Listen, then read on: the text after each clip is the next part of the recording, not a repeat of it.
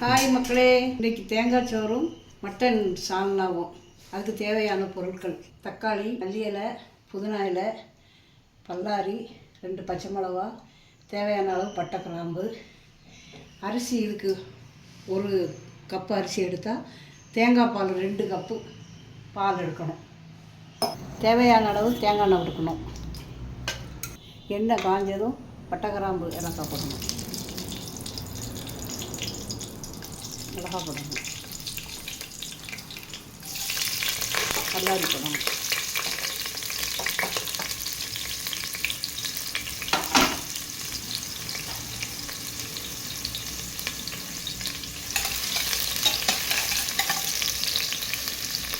தக்காளி போடணும்,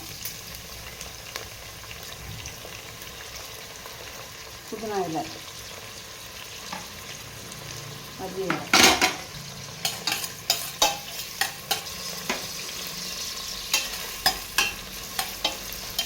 இஞ்சி பேஸ்ட்டு தேவையான அளவு கொஞ்சம் வதக்கணும். பால் ஊற்றணும், தேங்காய் பால் 2 விளக்கு பால். மக்களே, தேங்காய் பால் கொதிச்சிருக்குது, அரிசி போடுவேன்.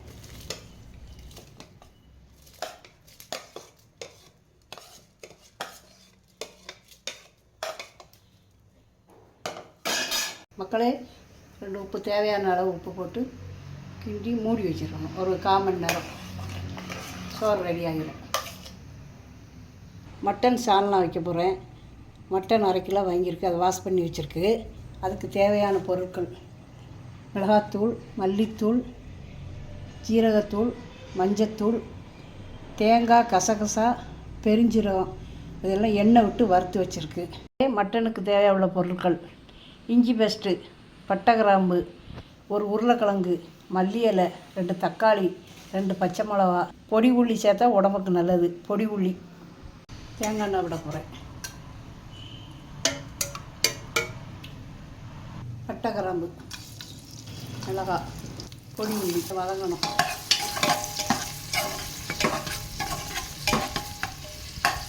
தக்காளி, இஞ்சி பேஸ்ட்டு, மல்லி இலை வதக்கிடுவேன். மசாலா பொடியெல்லாம் கறியோடு சேர்க்கு.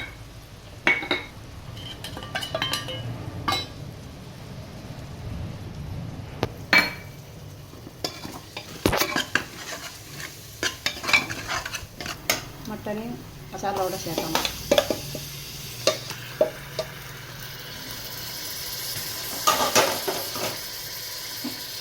நல்ல கிளறிடும்.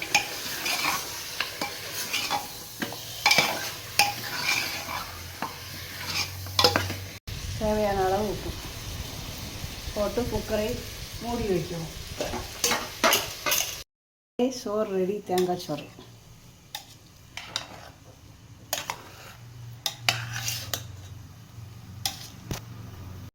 கிழங்கு போட்டு தேவையான அளவு தண்ணி விட்டு கிளறி குக்கரை மூடி போடுவோம்.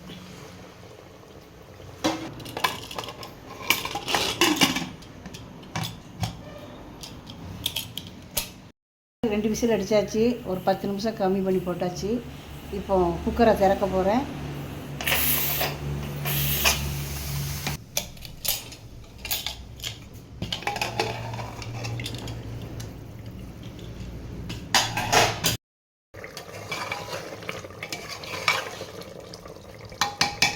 மக்களே, தேங்காய் கலவை அரைச்சி வச்சதை சால்னால விட போகிறேன்.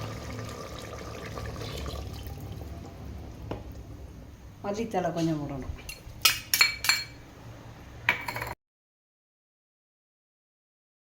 மணமணக்கும் தேங்காய் சோறும் மட்டன் சால்னாவும் ரெடி. நீங்களும் உங்கள் வீட்டில் ட்ரை பண்ணி பாருங்கள். ஷேர் பண்ணுங்கள், லைக் போடுங்க, சப்ஸ்கிரைப் பண்ணுங்கள்.